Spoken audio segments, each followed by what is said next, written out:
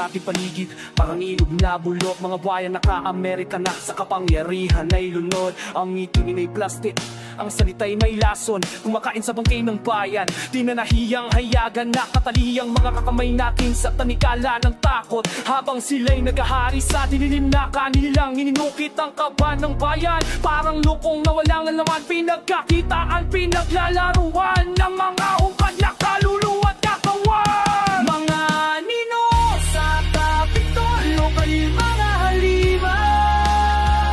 Ang itong itingining na mahihirap ang iyong pangin. Ngunit ang tanikala niyong bakal, nag-aapoy na sa galit. Pabango ng lahat, huwag kakaais ang pupol ng pag-asa sa langit.